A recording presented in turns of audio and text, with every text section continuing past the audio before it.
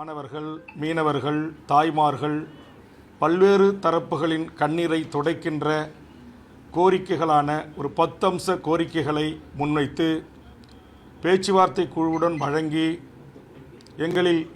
இடங்களில் கூட எங்களுக்கு பிரச்சனை இல்லை, இந்த கோரிக்கைகளை உடனடியாக நிறைவேற்றி தருவதற்கு மாண்புமிகு தமிழ்நாடு முதலமைச்சர் அவர்கள் ஆவணை செய்ய வேண்டும் என்று நான் வலியுறுத்தியிருந்தேன். அதே கோரிக்கைகளை பல ஆண்டுகளாக தமிழக சட்டமன்றத்தில் நான் வலியுறுத்தி பேசியிருந்தேன். கவன ஈர்ப்பு, ஒத்திவைப்பு தீர்மானங்கள், நேரமில்லா நேரத்தில் அரசின் கவனத்தை ஈர்ப்பது போன்ற நடவடிக்கைகளில் ஈடுபட்டு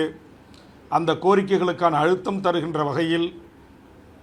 சென்னை சட்டமன்ற வளாகத்திற்கு வெளியே வந்து எனது அருமை பத்திரிகை ஊடக நண்பர்களின் சார்பாகவும் மாண்புமிகு முதலமைச்சருக்கும் தமிழக அரசுக்கும் நான் வேண்டுகோள் முன்வைத்தேன். ஆனால் தமிழ்நாடு அரசு, திராவிட முன்னேற்றக் கழக தலைமையிலான திமுக அரசு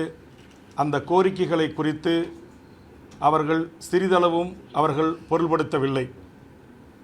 அவர்களை பொறுத்தவரையில் காங்கிரஸ், கம்யூனிஸ்டுகள், விடுதலை சிறுத்தைகள், மறுமலர்ச்சி திமுக உள்ளிட்ட அரசியல் கட்சிகளே எங்களோடு எந்தவித கோரிக்கையும் வைக்காமல்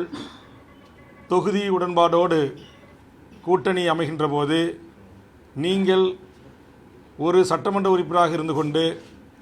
இப்படி கோரிக்கைகளை எல்லாம் கொடுப்பது, இதையெல்லாம் நிறைவேற்றி தாருங்கள் என்று சொல்வது, இது எல்லாம் சரியாக படவில்லை என்கிற தோணியில்தான் அவர்களுடைய அணுகுமுறை இருந்தது. என்னை பொறுத்தவரையில் தமிழ்நாட்டில் இதுபோன்ற தேர்தல் காலங்களில் அரசியல் கட்சிகள் தமக்கு வாக்களித்து வெற்றி பெற செய்கின்ற அந்த மக்களுக்கு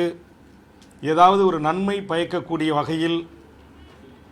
செயல் திட்டங்களை நாம் கூட்டணி தலைமையாக ஏற்றுக்கொண்டிருக்கின்ற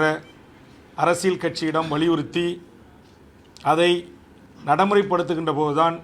அந்த மக்களுக்கு பயனளிக்கும். குறிப்பாக நான் இருக்கின்ற நெய்வேலி பகுதியில் வீடு, நிலங்கள், கோயில், சர்ச்சுகள், மசூதிகளை இடித்து மக்களை முழுவதுமாக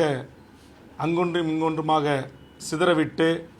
நிலங்களை கையகப்படுத்தி ஒன்றிய அரசு நிலக்கரியை வெட்டியெடுப்பதற்கு மாநில அரசு துணையாக நிற்பது, பரந்தூர் விமான நிலையத்துடைய நீர்நிலைகளை அழித்து விவசாய மக்களை, அந்த பகுதியினுடைய பூர்வீக குடிகளை அகதிகளாக ஆக்குவது, அம்பானி அதானியினுடைய துறைமுகத்துக்கு பல லட்சக்கணக்கான கடல் மைல் தூரத்தை நீண்ட நாள் குத்தகைக்கு விடுவது,